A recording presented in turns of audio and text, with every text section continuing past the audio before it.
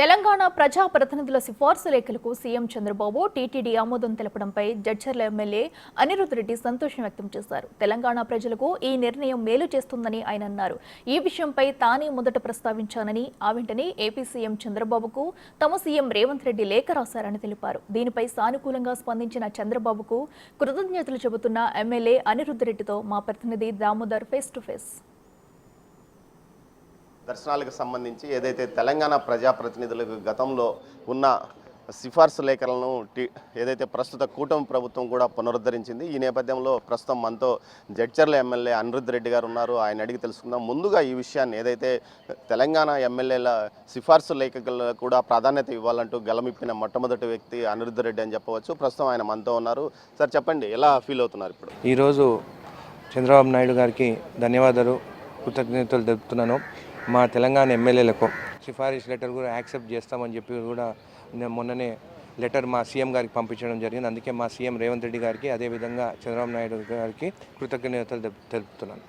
Sir, గతంలో ఉన్నింది 2019 వరకు ఏదైతే తెలంగాణ రాష్ట్ర 2021 వరకు కొనసాగింది. తర్వాత రద్దు చేయబడింది. అప్పట్లో నోరు మెదపని టీఆర్ఎస్ నాయకులు ఈ మధ్య కాలంలో తెలంగాణ ప్రజాప్రతినిధుల సిఫార్సులు భక్తులకు ప్రాధాన్యత ఇవ్వలేదంటూ కూడా తిరుమలలో కూడా మాట్లాడారు. దీనిపైన మీ కామెంట్? 2014 నుండి 2019 వరకు చంద్రబాబు నాయుడు గారు సీఎం ఉండే. అప్పటి వరకు సిఫారసు లెటరు అందరికీ ఆమోదం తెలుపుతున్నారు ఇక్కడ.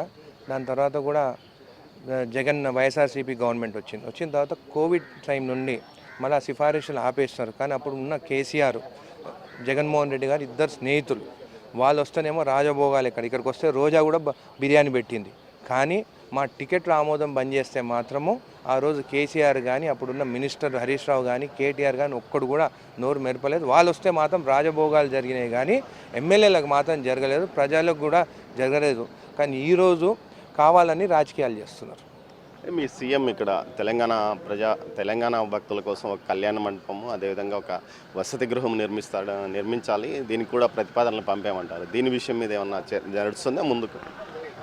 ఇప్పుడున్న గవర్నమెంట్, చంద్రబాబు నాయుడు గారు గవర్నమెంట్ కానీ, రేవంత్ రెడ్డి గారు గవర్నమెంట్ కానీ, ఎక్కడున్నా కానీ తెలంగాణ ప్రజలు, ఆంధ్ర ప్రజలు అన్నదమ్ముల్లాగా ఉండాలని చెప్పేసి ఒక ప్రణాళిక వాళ్ళు సిద్ధం చేసుకుంటున్నారు. ఎందుకంటే ఆంధ్ర వాళ్ళు కూడా చాలామంది బిజినెస్లు మా తెలంగాణలో చేసుకుంటున్నారు.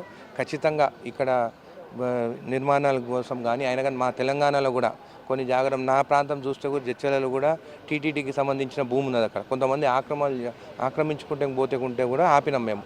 అక్కడ కూడా టీటీడీ వాళ్ళని కూడా మేము రిక్వెస్ట్ చేస్తున్నాం, ఇట్లా కళ్యాణ మండపాలు కడితే దేవుని పేరు మీద పేదవాళ్ళు కూడా అక్కడ పెళ్ళిళ్ళు చేసుకుంటారని చెప్పేసి మేము భావిస్తున్నాం. ఓకే, మొత్తం మీద అయితే అనిరుద్ రెడ్డి గారు తన సంతృప్తిని, సంతోషాన్ని వ్యక్తం చేస్తున్నారు. ముఖ్యంగా ఉమ్మడి ఏదైతే అటు తెలుగు రాష్ట్రాల ముఖ్యమంత్రులు ఇద్దరు పరస్పర సహకారంతో ముందుకు పోతున్నారో అందువల్లనే ఇది వెంటనే ప్రజాప్రతినిధుల సిఫార్సు లేఖలకు ప్రాధాన్యత లభించింది.